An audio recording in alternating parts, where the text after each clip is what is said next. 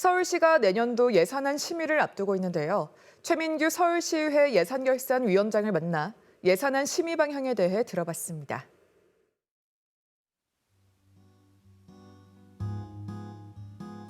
제가 이번에 예산결산위원장으로 됐는데 이게 사실은 동작구 역사상 처음으로 그 예결위원장이 탄생했다고 그럽니다. 그래서 되게 책임도 막중하고, 그리고 이제 동작구는 잘 아시겠지만 예산이 그렇게 많지 않기 때문에 시에서 지원되는 예산이 거의 많이 차지하기 때문에 제 역할이 참 중요하지 않나 그런 생각을 합니다.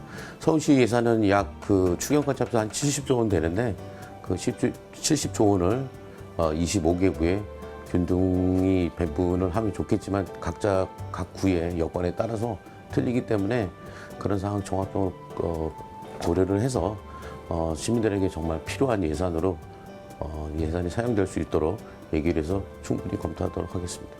서울시 예산의 절반은 교육청 예산인 거고, 아이들을 위한 예산인 거고, 교육에 관한 예산이고, 나머지 이제 서울시 우리 일반 예산인데, 저는 가장 중요한 게 아이들을 위해서 교육청에 관한 그 예산이 굉장히 중요하지 않나 이렇게 생각을 하고 있습니다. 그래서 민생 회복뿐만 아니라 아이들을 위한 교육 예산에 중점을 두고 심의할 예정입니다.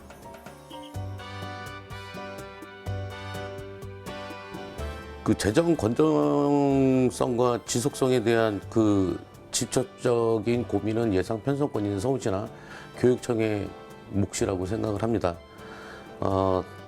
다만 현재 저희 나라든 전 세계적으로 저출생 고령화라는 위기 상황에서 이거는 집행기관이냐 심의기관이냐를 따질 문제가 아니라 양쪽 다가 세입 확보를 해서 그 적재적소에 세출 편성이 이루어지는 게 가장 맞다라고 생각을 합니다.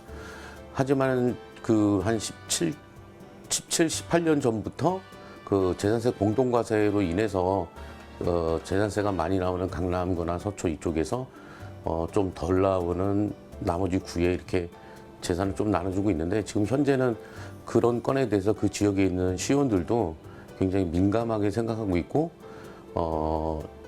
저희는 그런 거 고려하지 않고 일단은 균등 분배를 해서 모두가 25개구에 있는 시민들이 안전하고 편안하게 살 수 있는 예산 확보를 해서 균등 배분이 되는데 주력을 하고 있습니다. 저희는 사실은 즉시 대응할 수 있는 재난기금 사용 용도가 저희 서울시 같은 경우는 200억밖에 되지 않습니다. 근데 그 200억을 예비비 규모를 확대를 하지 않으면 안 되는 이유가 국칙성 호우라든가 이런 것들이 저희가 상상할 수 없는 일들이 많이 발생하기 때문에 이 예비비 규모를 늘려야 앞으로 일어나는 그런 사태에 대해서 그때그때 즉각적으로 반응을 해서 대응을 할 수 있지 않나, 이런 거에 대해서 저희 서울시에서도 이번에 예결에서도 이 예산 규모에 대해서는 좀 증액할 필요가 있다 이런 생각을 하고 있습니다.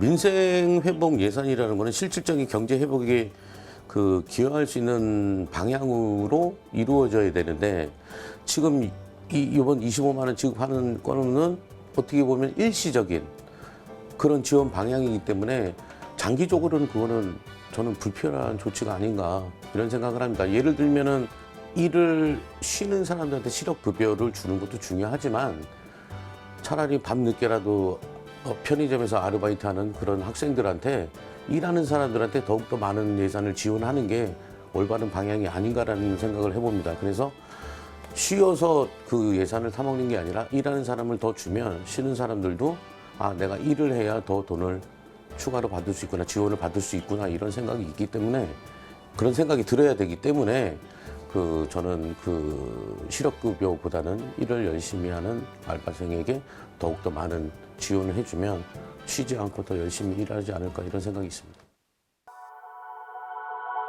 핫 컨텐츠 앤 뉴스 HCN